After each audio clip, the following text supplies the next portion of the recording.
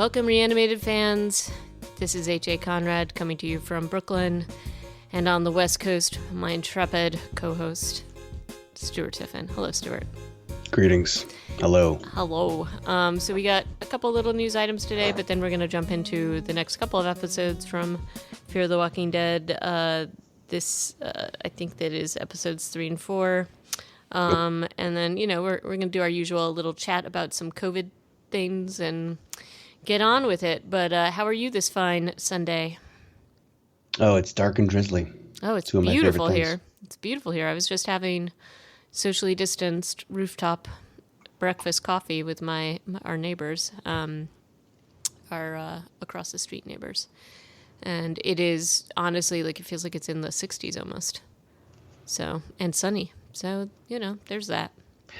Well, what you might call beautiful, I would say, been there, done that. Don't need any more sun. I want rain. I want rain for 12 months. All right. Well, you might get it. I hope so. I did see there was that whole thing about a superstorm potential thing. I don't know if you saw it over California, and people aren't prepped for it or something like that. Oh, God. Yeah, I know. I don't want to talk about it because it's too terrifying. I mean, and honestly, I feel like talking about it in 2020 is a dangerous thing to do regardless. But anyway, COVID news. Pfizer vaccine has been approved. There's a little tool on the New York Times website where you can see where you are in line, and I'm most decidedly behind millions of people. So we'll see what happens. But supposedly they're going to start giving that out pretty quickly. And then I don't know what the update on the Moderna is yet, but I would imagine that's going to be quickly on the heels of that. So we'll see. We'll be, and, I guess time will tell, just because this is an incredibly large vaccine operation. You got to get underway with the 2 doses and all that stuff, and then getting it to everybody. And then there are definitely places that I would call vaccine deserts where it's going to be harder for people to get it. Like where? Out in the Midwest. What? Yeah. What? Yeah, well, I mean, there's just not, honestly, if you've ever been out to, New Mexico and other, if there's, super rural places, a lot of them, usually, we notice this a lot, but the last time we were in New Mexico a few years ago, there's Taos and Santa Fe and Albuquerque, but when you start driving around, there really isn't a ton in a lot of those smaller towns, especially small pharmacies and things like that have closed down. The nearest, and for the most part, it's sort of taken over by the big box stores, so people have to drive hours to get to a Walmart or whatever, and that's the primary grocery store and pharmacy and stuff like that.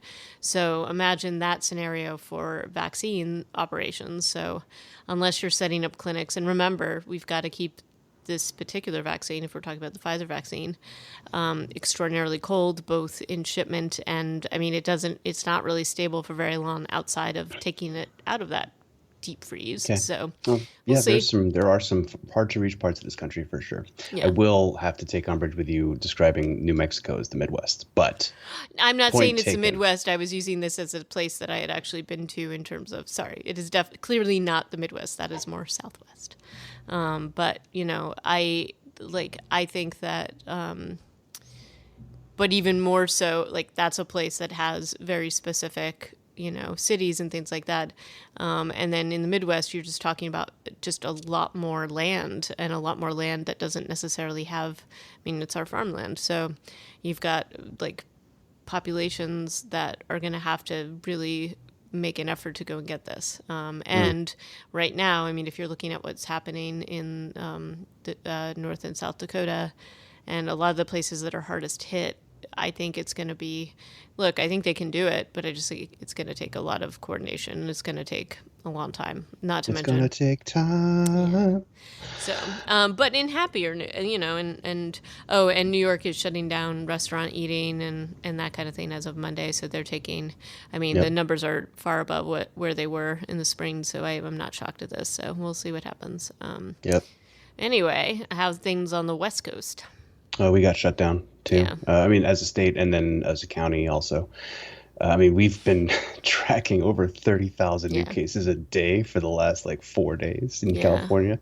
So, you can't really argue. We need to be doing things differently. Yep. But, let's talk about something fun, though. I mean, Disney announced an insane number of potential TV God, shows. I that was a mean, Twitter explosion. Marvel, like a ton of like Marvel shows, a ton of Star Wars shows. Yeah. We got Well, of the this. Star Wars, what's the one that you're probably most excited for? Um, Any project between film or series? I think I'm very excited to see Rosario Dawson. Just more and more of her, and she's got Yeah. her whole character has got a whole thing going on. I like that. I kind of like the whole, start the rogue stormtrooper one. That looks kind of interesting to me. Wait, what Rogue Stormtrooper one? I think there's like a rogue stormtrooper thing that Patty Jenkins is supposed to be directing. Rogue Squadron. That's Sorry, rogue about squad, not X-wing, stormtroopers, an X-wing X-wing squadron. guys. That But should be interesting. I for me, the series starring Diego Luna, um, Andor, the one yeah, about the guy from Rogue One, is the one that I was kind of least expecting and most strangely excited very about. excited for. Yeah, I'm looking And forward let's to not even, I mean, we know that this is a zombie podcast, but I will just tell you, The Mandalorian this season has been exceeding and crushing any expectations I had. that. Just I crazy. mean, it just is amazing. So, just amazing. All my little childhood, you know, dreams are coming true in this series. So, I had Attack of the Clones on yesterday morning for some entertainment, and it was cool to see. I'm not sure how to pronounce his first name, but Temuera Morrison, the guy who plays the clone Jango Fett. oh, He's not yeah, clone, yeah, yeah. but the original, I guess the original foundling, Yep. and so he's in that. He's also voicing obviously all the clone troopers. I don't think he goes on to voice the clone troopers in the Clone Wars animated series, but it's so awesome to have him back in The Mandalorian. And I Yeah. guess I shouldn't give away too many spoilers, but it's Yeah. so awesome to have him back and to think that if there are clones out there who still are alive, and I know that there are one or two at least from Rebels or Clone Wars or one of those shows, Yep. that he could also play them in a live action version. I think that is potentially pretty exciting. Yeah. I am going to give away one spoiler. Just this is one of the things that just gave me so much joy. So if you haven't seen Mandalorian, close your ears for a second. I'll be really fast. But the visual of seeing Slave One across Oh the God. sky made me like so happy. Hmm. So Everything about yeah, yeah. it's just Yeah, been a like lot of when I fun. saw it in, when it first made the appearance, and then, it's just Hmm. making me really, really happy. That whole storyline is making me happy. So, Oh yeah. anywho, like I digress. But let's talk about one of the other announcements. So Marvel had a rash of announcements. Hmm. Did you see, I don't know, the WandaVision one, which is kind of interesting. It looks really weird. It's Yeah. very strange. But also, and we've talked about this on the show, there is a Marvel What If a series that they gave a sort of a teaser for, and there's a little trailer featuring zombie Cap, which is, I guess, causing nightmares for some people. But Namely my 7-year-old, yeah, yeah, which was a mistake. I did not expect that. The art style is so pretty. Like I was just like, oh, this is gonna be great. it And then is there's a pretty. zombie. It looks really beautiful. So I'm kind of curious to see that. I would definitely watch this. So let's see what happens. Yeah, And we then are going to be spoiled for choice, but some of these projects there are no dates associated with, and these could be like 4 years out, and Disney could completely 180 off of them again, right. as they kind of seem to have done in the past. But I'm holding out hope that we get to see some of these. Right. And before we move on off of this, I think I would like to point out that, and we saw this announcement, and it's not a great news for movie theaters, but I think just given how long the situation is going on and the situations that a lot of these studios have been in, we're seeing much more movement to releasing things simultaneously on streaming when they're releasing them in the theaters. And granted, you have to pay a premium if you want to see them at your home. But at least for now, I think that this probably makes sense. I mean, we're seeing Wonder Woman is coming out on Christmas Day. And that was something that I think that they really wanted that in the theaters, and I don't blame them because I bet it would look really good in the theaters, but they don't have much of a choice, I don't think. So they're, I think, I'm wondering what we will see long term in terms of being able to see some of these productions in theaters. Like if this is the death knell, I hope not, because I love seeing movies in theaters. But I cannot lie. Like we have a projector, we have a very cozy setup here, so I can also, especially right now, like it seems fantastic to me that you're able to actually see this content, and especially for people with families and things like that, I think it makes a lot of sense when similar like to ball games and things like that, going to the movies is a very expensive endeavor, if you want to take the whole family, which didn't used to be the case. So I don't know, what do you think about that?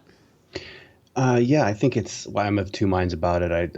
I hear some of the vocal opponents to this saying like, "Oh, this is terrible," but I'm going to be excited to watch. I don't know that I'm going to watch them on Christmas Day, but like Wonder Woman. I forget what the other two were that are going to be on HBO Max, but there's going to be some good stuff. Yeah. But clearly they're going to throw away tons of box office. Yeah. And that's just the price that apparently they're willing to pay to get these projects out the door before the end of the year. Well, I mean, look, I don't think anybody expected this to be as long as it was. Like they even pushed out Wonder Woman. They kept pushing out the release date, I think hoping that they could do the theater thing. And then when it became clear that they couldn't, they're like, well, this is our option. And so I understand. I feel, look, they're Alamo Drafthouse, Nighthawk, those two theaters, that model I love. You can go and enjoy a beer and a really good meal and go with your friends, and I love seeing movies in the theater. It's a very different experience, and I would totally agree, but I also, like, we don't have many options right now. So I think they're doing what they got to do. Yeah. Our local theater, we have one theater in my town where I live. It's been closed for months. Yeah. The company who owned it, they have a few in the area. They're like a regional theater company or cinema company. And I think this is the only one that they were like, nope, we're done. That was always their loss leader, I think. But they'd been like refurbishing it with leather seating. You could drink beers in there. It was really nice, but it was tiny. But now we have to drive 7 miles, I think, is the next closest movie theater. Yeah. So I don't know. We'll see. We'll see how it goes. I don't think it's totally done yet. I think maybe when things come back, people will be so excited to be able to go out that might be a good thing. But it's just whether these places can hold on long enough. I mean, at least with Nighthawk, so they had originally had a theater in Williamsburg, and then they bought this terrible theater. I mean, it wasn't terrible, but it was like decrepit, and months and months and months of them rehabbing it and finding things like they found like a secret sort of room / office that had somebody had clearly been living in for years, perhaps. Like it was very much out of like a horror film, and then they realized that the whole place was like riddled with like bugs and all this stuff. Like, so the project, which they had projected to take them something like 6 months, ended up taking them a year and a half because they basically had to take the whole theater down to its studs. And there were some cool things they found during the course of that, but they shelled out a lot of money into that project, and they had really just started to get going when COVID, like they had really hit their stride, and then COVID happened, and now it's so their investors are just basically keeping it afloat now, or? Yeah, I think so. And they're doing, I mean, look, they're doing takeout, and we've seen, there's people that there's like, they've almost set up like kind of a cafe, but there's just no way that they're doing enough business and trade to be able to, and their food is really good. So that's the other, I mean, it was a great, and they had like going into this theater, it was just a really fun place to go. So anyway, I'm hoping for them because I really hope that they stay alive, but we'll see. But anyway, I digress. But anyway, so Captain Zombie, and then this other holiday special thing. Yeah, I've been trying to figure out for a while what the Walking Dead holiday special was going to be. I had thought it was in universe, but I guess it's actually just like a Talking Dead Brady Bunch Zoom reunion, which that could be fine too. I was a little bit, I don't want to really admit it, excited. to see what the Life Day celebrations for the Walking Dead universe would be, as we talked about before. Well, maybe you just Because I need, feel like it's a thing. Like, they have anachronistic things going on in this show yeah, sometimes, and you would imagine that, yeah, like around the darkest, longest night of the year, the coldest time of the year, they would probably try to do something to yeah. like cheer themselves up, and it would have been interesting to see an episode devoted to that. Well, it's kind of interesting just relating it to the COVID stuff, but like everybody around here has been doing crazy like holiday things, I think, just to cheer themselves up. And that's been sort of a narrative is that buy a lot of holiday lights and put them all up and make yourself feel better. And so, I could see this being a thing in the Walking Dead universe, but we'll see. Maybe we just have to, for our zombie cheer, just need to watch Anna and the Apocalypse again. We But should do that. One other interesting factoid about this reunion is that Emily Kinney and Irony Singleton, T Dog, and Beth Green are going to be part of the reunion. It's like all current cast members, and then two people who haven't been on the show in years. In weird. T Dog's case, 7 years. Maybe they'll have her sing. I don't know. She is going to sing. Oh, there you go. There Yeah. you go. Yeah.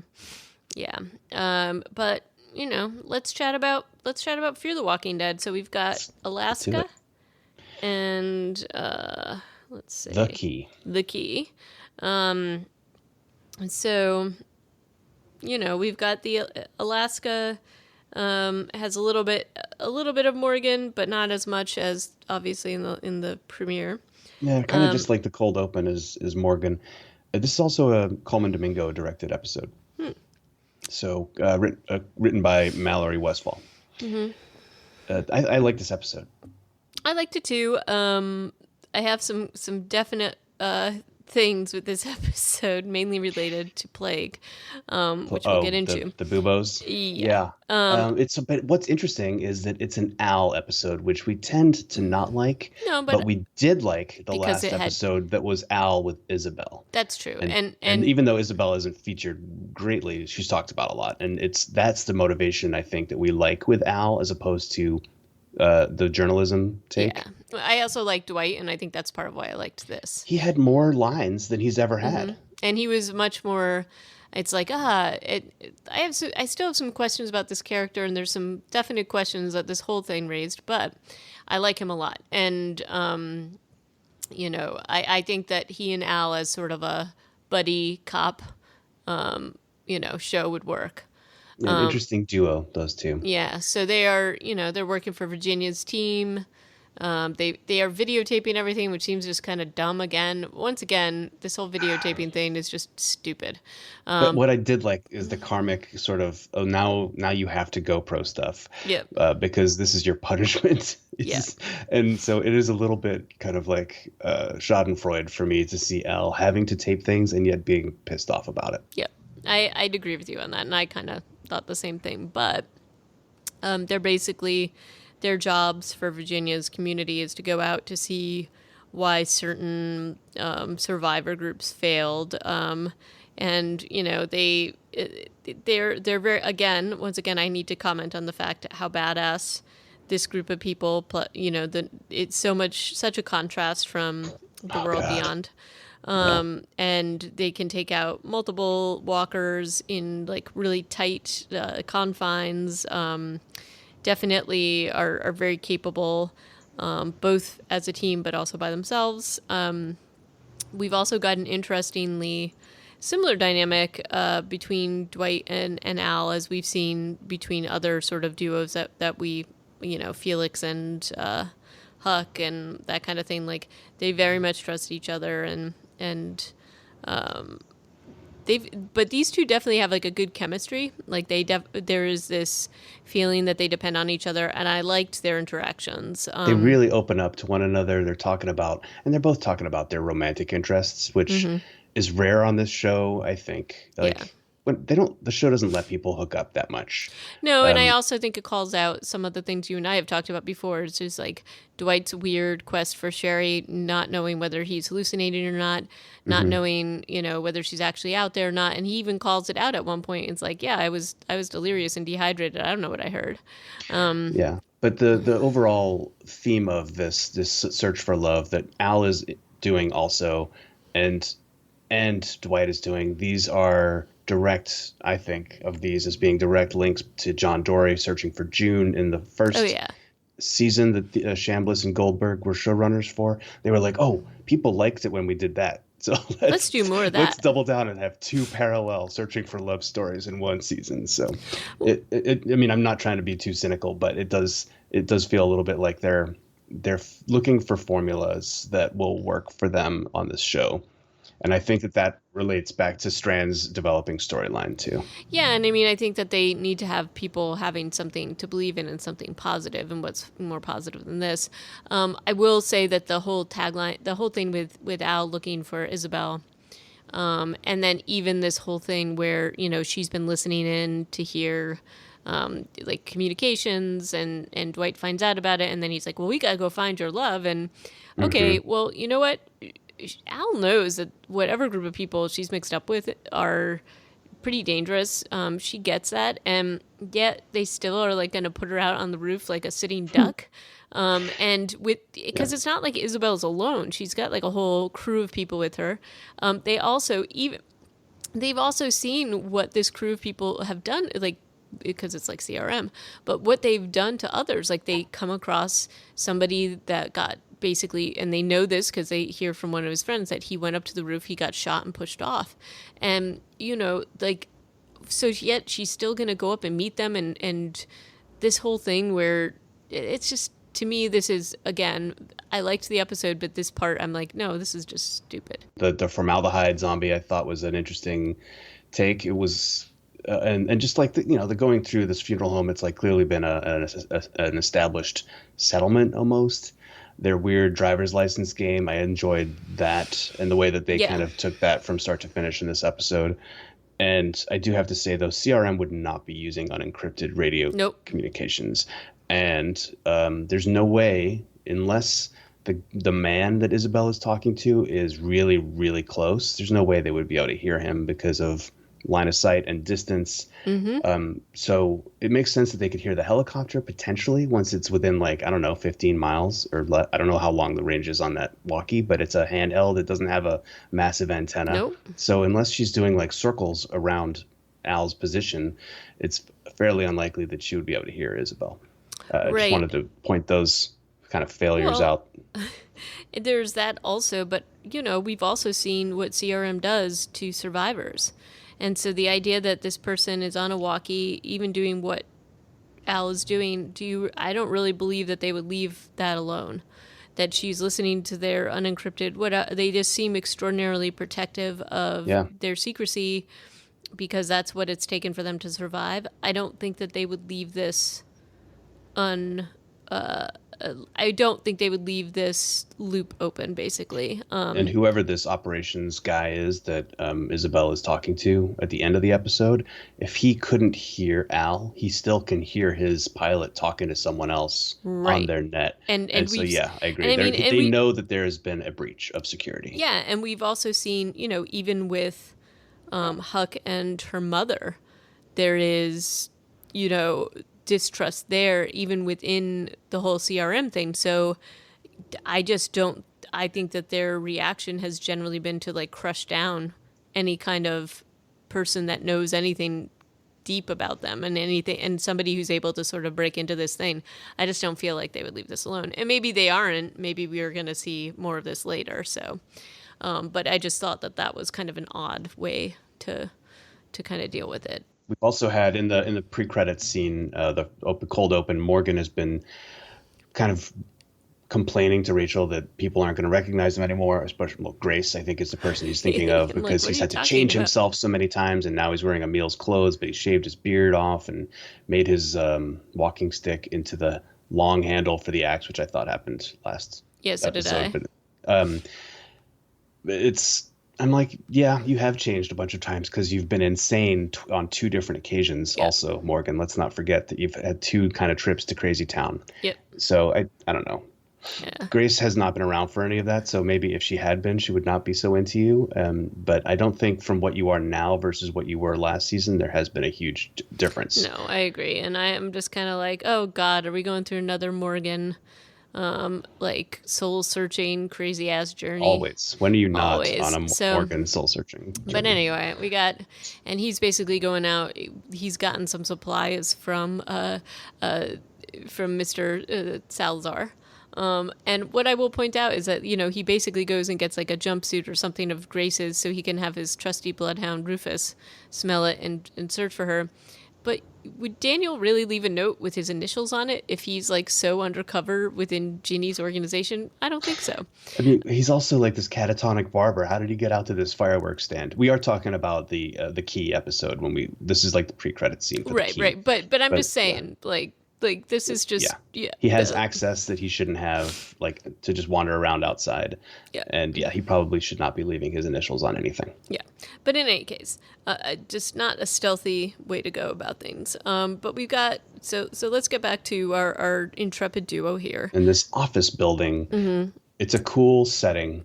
It's very crazy that these people have been living there for 10 plus years. Yeah, so they've been living there. There's rats, and Dwight and Al come upon these survivors, Nora, and I don't know the names of the other people, but what they discover, because Al apparently spent some time in Algeria, I think is what she said, is that they have the bubonic plague, mainly from these rats. Al is such a get out of jail free card for Yeah, their story. She's like, oh, it smells like formaldehyde. She knows, she just knows too much random yeah, stuff, but she's also the worst. yes. Anyway, But, first of all, I do think that Dwight is smart enough to know that you don't put your face up close to somebody. Like, clearly, this room is full of sick people. And he goes, like, right up to this dude that looks like, honestly, on the edge of death. He's got buboes on his neck. He looks like he's about to expire and become a walker. And yet, Dwayne is right in his face and, like, lets him cough on him. And, look, there are there's three forms of plague. And pneumatic is certainly able to like transmit from person to person. So I don't know what the heck they're talking about. And this whole scenario where they would walk into this plague-ridden room and not take precautions in the way that they should seems weird to me. And then there's a very convenient explanation for why Dwight gets the plague, which is that he had a rat in his sleeping bag. yeah, But the this thing does is, muddy the water a little bit as to who planted these bubonic rats in this building, because it yeah, was clearly done on purpose. But so then how did the bubonic rat get into Dwight's sleeping bag right, days ago? yeah. And then my other thing, it's like get your plague science correct, and even now they're figuring out new ways, and they don't think that it was necessarily the way that they believe that it was transmitted. So it's sort of like, the rats get a lot of bad. It's possible, I suppose. They think maybe from fleas, but actually they now are saying, and this is like newer research, that it's the fleas biting humans, that it is human to human transmission, and that the rats can account for how quickly it spread. Hmm. Not saying that circumstances weren't that way when the plague actually like destroyed Europe, but they just don't think that it's all explainable by the rats. So, Yeah, that would be so the so thing. the yeah, so the idea of like throwing this in the building and having this be the way this transmitted seems strange. Also, them staying in the building seems even their explanation that people got sick. Well, clearly they've got something, and you should probably be going. Somebody can go out and look for like some medication or something, right? Like, Yeah, I mean, if they've lived in this building for 10 years, I imagine that everything around them in a large radius, even if they were on foot, has been scavenged, because there's no way they had enough water for 10 years in this building, etc. So they must be, in order to have survived. I'm willing to do a little bit of the reach. the reach for them if they want us to believe that Nora has been wearing that same dress for 10 years, which she might be, honestly, but I don't think she'd be able to keep a revolver in her pocket. Because I think it would have fallen through the holes Yeah. in there. Also, there's the spray painted sign, "The end is the beginning," which should tingle a little bell in your head, because we Yeah. saw those dudes painting it on that boat in the first episode. Mm-hmm. I will admit that I did not connect that the first time I watched this episode, weeks between. the first one of the season and the third Oh, one, I did not put those two and two together. It did not connect for me. But on the second viewing, it did. I was like, oh wait, it's those those dudes. guys did that, and they show up even in the key. So kind of it's a thread that I am finding quite compelling in this season so far. I do the things I did like though, in terms of like, fine, we'll give them this whole thing. It gives them kind of an adventure, a video game adventure through this building. Yeah, We get to see this office building, a different way of people surviving, which I kind of liked. We definitely got Dwight and Al working together in a really nice way and getting up through this video game of an office building to the roof, and the goal is to get her up there. And I love that. And I also love that, he leaves her. It's one of the few times that I've enjoyed the video portion of this, but he leaves her a little message, which is really sweet, mm-hmm. before she goes off on her helicopter ride of death, which, she doesn't end up doing. She just decides to flare it and basically tell them there's plague there. And of course, it seems to work out. Yeah, the saying "Don't come here, there's plague here." Yeah. That was not going to be a problem, obviously, for Isabel. So I'm not I'm trying to figure out what her real motivation is. Is it just that she doesn't want to actually have to see Isabel face to face and risk her shooting her, or because Isabel wouldn't have gotten the plague from being on the roof and getting gas? Right. My again, this is a mystery to me. Maybe we'll come back to it later, but I also think that maybe she's protecting the people in the building because so maybe it's protecting them from Isabel's people. I don't know. That's what I kind of thought, because she just didn't want to give up her friendship and camaraderie with Dwight, and she does really love him, and he loves her clearly. Like, they are very much a team. So maybe it was just like, I can't give this up yet, for something that I know that Isabel's part of this kind of weird faction. I don't know. Yeah. And then, of course, we've got the big reveal in this episode, which didn't shock me at all. No. Unfortunately, my Instagram was too. Yeah, there. I think even before the season aired, they were talking about Sherry. Yeah. And I think we knew, though, even, we knew she was going to make an appearance at some point, even before they started teasing it, just because of everything in the last. But in any case, Dwight and Sherry are reunited. And, okay, so one thing about Dwight that still confuses me is, do you recall when he was having all these, like, crazy, bizarro memory issues? Yeah, that was, well, no, because it was really only ever referred to, and he never, Austin Osceola, I think his name is. He never really followed through with that, with his portrayal of Dwight. I feel like it was mentioned by Sherry in a letter or something like that, but never, you know what I mean? Like they didn't really It is, close but the circle on it. they didn't close the circle on it, so it's just always something that, you see him very, like, he's high functioning, he Yeah, clearly has got his wits about him, and they are portraying him now as somebody that is, like, totally fine, and it's not what we, like, so I just wondered, I wish they had explained it, because I just wondered what had switched, so that's I think something that's just weird. a hang up that we have. And I'll admit that initially, even when, so they show Al seeing Sherry and all this stuff, but at first I was like, oh, is he hallucinating this? Because he's a little bit of a, like, unreliable narrator. So they do have these other people in confirming the fact that he is with Sherry, but there is still almost a quality to it that feels as if it could be like a hallucination or something. Yeah, always. But I think she's there, and that's yeah. They hug. That's great. They find Cipro. Everybody's cured, and they're gonna take these people, these office building people, to a new location, not to Lawton or one of Ginny's settlements, because I think everybody agrees that Virginia and the Pioneers, or whatever their people are called, are bad. These are bad people. Right, but again, Virginia, and this is the other, the inconsistencies that you have with, like, Virginia being knowing all, her people knowing all, and we even see a little bit of this in Lawton in the next episode. But I don't know how they would keep this under wraps, basically. Which part?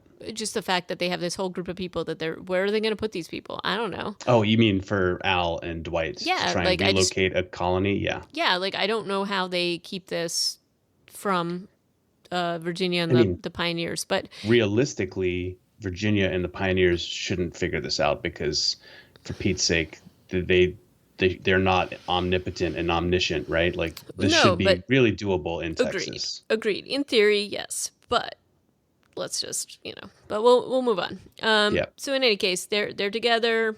We got a happy reunion, and then the next episode, the key is very much a John Dory episode, which we love. It does start and end with Morgan Yeah. and Rufus. Yeah. Rufus the Bloodhound, and this in this first scene is where he gives Rufus this jumpsuit that Daniel has found to sniff, and then he's like, "I'm going to drive back to the Gulch where they got rolled up by Virginia." Yeah. So that because that's where the trail is, and yet. I mean, it's been weeks. I don't know. Yeah. I don't know how bloodhounds work, but which is funny because neither does Morgan. He's Nope. like, "How does this work?" And I like that. I do like the dog just making these weird grunty noises. I like the sort of like dog Morgan thing. I think it's fun. And they even take care of the dog when Morgan's in this little like fender bender later on. But I like, and I do think it's funny how Morgan's like, I don't want to go back to the Gulch, and like talking to him to the dog. It's just like, all right. But before we get back to Morgan's storyline, or I guess we could wrap it up. It doesn't really necessarily matter. It doesn't really, but yeah, there's quite an interesting tale on this story. He gets T-boned. I wouldn't call it a fender bender. He gets rammed. Yeah. It looks like maybe it was an accident because it was just not a T intersection, a four-way. Yep. And they both appear to be going full speed. Yep. Or like 30. And he's spun around and. Yep, but the dog's okay because he had made a weird decision. They make sure that we know the dog is okay. Yeah. I know. I thought that was kind of funny. But anyway, it's the two gents, the two graffiti artists we saw looking for this key. They're still looking for the key, and Morgan makes short work of them, and he really he takes out their guts. It's pretty rough. Yeah. Yeah, and so they're dead, and like they were the only connection we had to this key story, which to me only makes it more interesting. It's like, oh, this is going to keep going, and we have no other tie with these painted words or this need for this key or anything. And the bubonic plagues, which we think that they may have been responsible for that. So, so we're probably going to find more out about this, but not from them, obviously. Right. And so so I'm sure we'll circle back to this. Have you watched all the available episodes? Because I'm still kind of going. No. Okay. I had watched up to the Al and Dwight episode. Okay. And then this one, The Key, was my first viewing. I stopped watching them because I wanted to keep it fresh. Well, you know me. I get I start to mix things up and give things away, so I have to kind of make it just what we're watching, what we're supposed to watch. But anyway, I'm sure this will come back. And the rest of this episode is very much a John Dory episode, and just he's become a bit of a sheriff, a law guy in Virginia's Lawton. He's not with June. He sends her secret letters all the time. We get to see his day-to-day. Like, he's got a bad tooth, which, you know what? I feel like a dentist would be a really good person to have in these communities. She's got a oncologist. I would be surprised if she didn't have a dentist. But also, dental care and hygiene in the apocalypse is a serious thing. Yeah. And I'm kind of surprised it's taken us this many years to come to an episode of Walking Dead where they address it finally. Yeah, because, I don't know, like before there was dental care, you even see sort of causes of death a lot of the time just written out as teeth.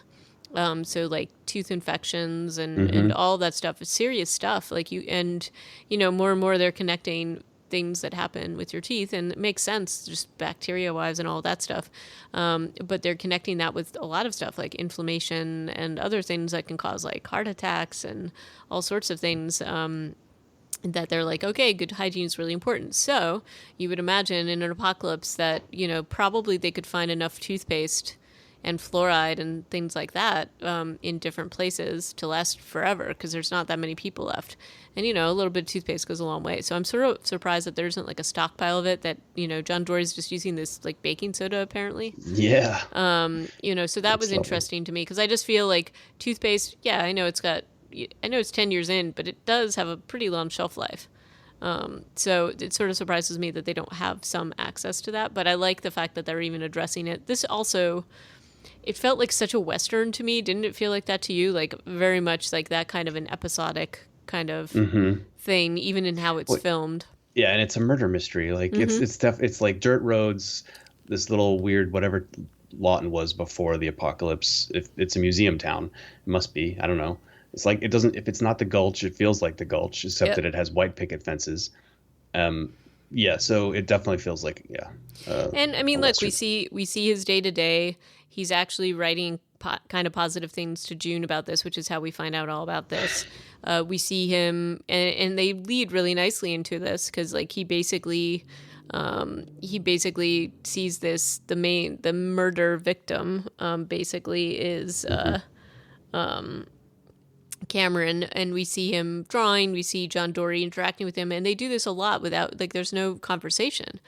We just see that he relieves Cameron of watch duty and that kind of thing, and then he ends up dead. And we also see just sort of the general day to day in Lawton, which I think is, it seems like a pretty safe place to live. John Dory, despite, June being absent, is his only real complaint and his tooth. But overall, he seems to be like, okay, I kind of get what they're going for here, at least for a bit. And then the big murder mystery thing comes up, which is the Yeah, Cameron issue. but I have a gripe with how fine he is with this life. Yeah, me too. Maybe he's just accepting his lot because they've all lost all their agency, but it bothers me. And then when he and Strand have that reunion right after they find Cameron's body and he's told not to investigate it, Yeah. basically. And they're just like, "Hey, good to see you. Oh yeah. Oh, look at this key you have. Oh wow, everything's great." I'm like, "What? Yeah, it How?" does seem very much not in line with what we know about John Dory because he's also somebody that is very much a truth seeker and doesn't make any bones about, when things are wrong, he's like, okay, this has to be fixed. Like, I just don't see him sort of falling for the brainwashing in the way that he has. And you're right. Like the whole weird thing with him and Strand, it's like, oh, everything's back to normal. I don't know that he would be okay. And I also don't know that Ginny would have put him in this role. I don't know. It all feels a little strange to me. Yeah, that feels strange. The fact that Ginny is like he goes to her and tells her what he's thinking about things. And I'm like, I'm sorry, we've seen last season. I mean, you were in it, John Dory. Yeah. You know she is not a trustworthy person. Why are you going to her with your honest opinions? Right. Like, is And he this why? naive? And also, why are you giving her like ways to set up people? So he gives her the evidence from the crime scene. Yeah. He basically somehow thinks that his opinion is valuable to her, which we all know. Like all the stuff with Ginny, we know who she is. So does he. So that this all feels strange to me. And again, it's got like a bit of a dreamlike quality to it. Like even towards the end of this episode, the way it's filmed is like just really super desaturated. And, we have him basically trying to figure out how Cameron died. He knows there's been foul play. He traces it to this. He knows that it isn't Janice, although Janice is definitely set up for it and is caught trying to escape, and they've got Janice in prison. We've got the rabbi being her spiritual advisor, but also advising John Dory.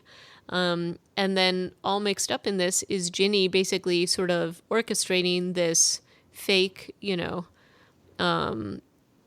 sort of solution, which is, we're gonna find whoever quote unquote murdered Cameron, which clearly it's not Janice, Yeah. and And it's what's a shame also is that John has been pushing to get to the bottom of this and basically gets Janice killed. Also, I mm-hmm, had to Google who Janice was because remember how she showed up a couple episodes ago and I was like, who the hell is Janice? yeah, She was in like 5 episodes. She was in 3 episodes last season. She's hmm, Tom's sister. Yeah, I hmm. mean, Tom was the guy who famously died in their recruitment video, and I think she shows up for the first time in that video in one of the worst episodes ever of this show. Oh, But that's who Janice was. Janice is dead now. yeah. Spoiler alert. And yeah, like, but you're totally right. It definitely didn't sit well with me that he's just sort of like trusting Ginny so much with so much of his inside counsel, basically. No, I don't want to dump on his character too much, but because Garrett Dillahunt does an amazing Oh, job in he's this episode. amazing. I love him. That's why it upset me so much, though. Yeah, but the story does feel like they're not doing his character justice by making him such a dope. Yeah. He also must really, he talks to Janice saying, "You're like my only family here." And then the rabbi is in Lawton too, whose name I cannot remember. And he's known the two of them about the same amount of time. But for some reason he trusts, he must trust both of them because he also just tells the rabbi everything. Right. He's like, I'm going to leave. I'm going to run away. Right.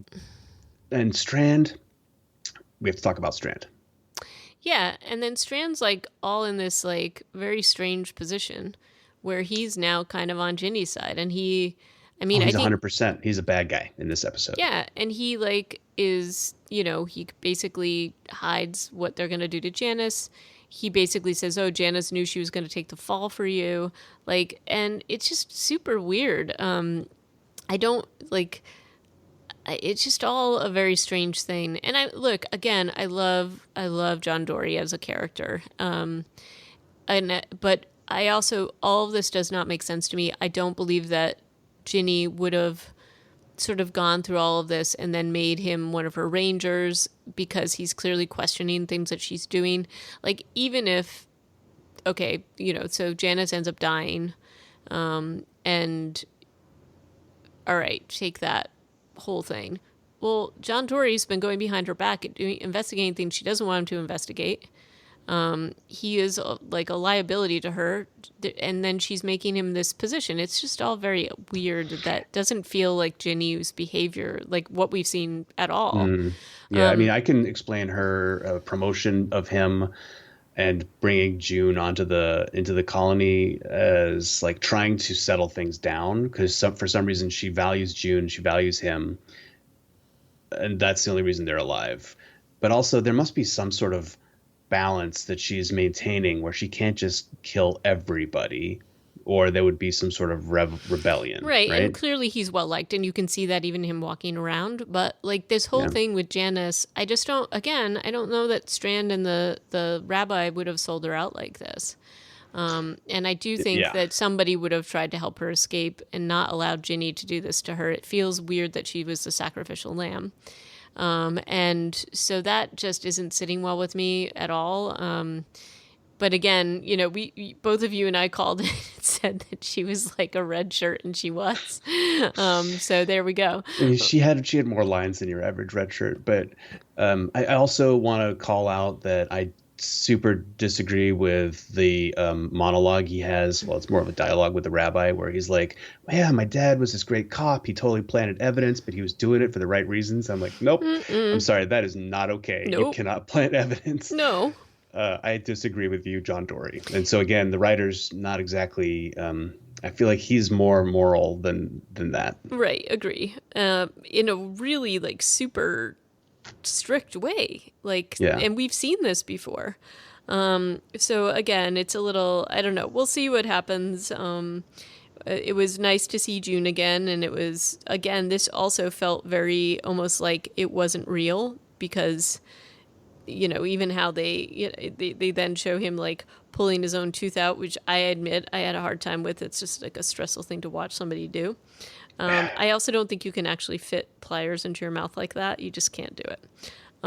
To get like that one tooth, you would need very specific dental equipment to do that. Yeah, it's not going to just be a kind of plier thing, but but even just having him and June reunited, I did like the piece where he was going to try to get Janice and run away, and he's so broken up about it. That he's like literally crying into his hands. And I thought that was like he's a great actor. Amazing. I just think he's one of my favorites. So I hope that they do him justice a little bit later on. I just don't like him being portrayed as stupid and non-moral in ways. Once again, I feel like they try to retrofit some of these characters to go along with whatever storyline they're doing, which I think is the case here. Strand describes the way he got Ginny to move up the execution was by saying that Janice was a flight risk and she's inside a cell. So how does that not tell Ginny that she was expecting, like that John Dory was the one who's going to bust her out. Like basically, Strand tells Ginny everything is what I think we can take away from Yeah, this. it's So weird. that does push it a little bit into the unbelievable that she would be like, yeah, I'm going to give you a promotion and keep you close. I mean, she's keeping him close, right? That's what you Hmm. do with enemies, but also, do you need that in a community? I don't know. Like a lot of this isn't making sense up to and including the point where anybody from the former group is okay being in this community and that they're not all trying to run away. So Charlie's run away, Janice has run away. That's why they were at that molasses factory. Hmm. But why haven't everybody?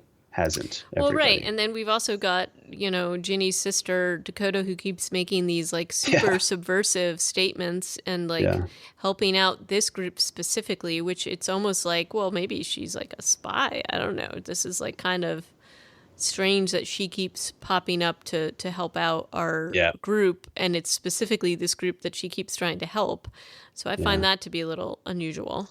It was interesting. It was good, I think, by the director showrunners that every time she tried to have a bit of dialogue with somebody, Ginny would show up and be like, "Go away now, Dakota," which I think is good because of the last time that Dakota did this. Of course, the last time she did this, she was like, "There's a weapon in the factory," and there wasn't. It was just Strand's belief in himself or some BS. And this time, Hmm. it's like she's covering for someone, which it does seem like she is. We still don't know who killed Cameron by the end of this episode, Nope. but we know the murder weapon, which is a bone-handled knife missing a bit of handle. Yeah. And we also know that there's some earrings involved. So maybe those were planted. Who knows? But that's there's Right. there's those two clues. So we'll see, I suppose. But anyway, Inspector Dory will be on the case, no doubt. and look, despite my criticisms of this, I still really love this character. I like the character of June. I like Strand. Like, I Yeah. like this cast. So I just want to see the storyline just be a little bit more realistic from what we know about them. Yeah. And I'm sure we'll see them all reunited at some point in the future. But I just, again, it's sort of this question, and you and I have talked about this even in the last season, is like, how does this community even work if there's this much distrust and dissension? There, Because yeah, their recruiting is really aggressive and unkind, and it involves murder. And right, so and yeah, you're not going to have a nice community based on this type of bringing people in against their will. right. So, like, there's just no way to tie that community together, not in a No. way that's gonna not turn. And I mean, look, I think my biggest issue with it is that we have seen in the canon Walking Dead show with the governor, like, and we with Negan, and we know that these types of communities don't work when people feel like, I think the governor actually had a more like cohesive community, I suppose. But even with that, and you didn't see as much dissension in the ranks, it still didn't work. So this is just a strange. I don't know. I guess we'll have to see how it goes. Yeah. And I will say also that I've come around on Strand and his story arc, even though it is a little bit like wavy up and down, because he very consistently for the first, I don't know, 3, 4 seasons was basically a borderline evil person Right.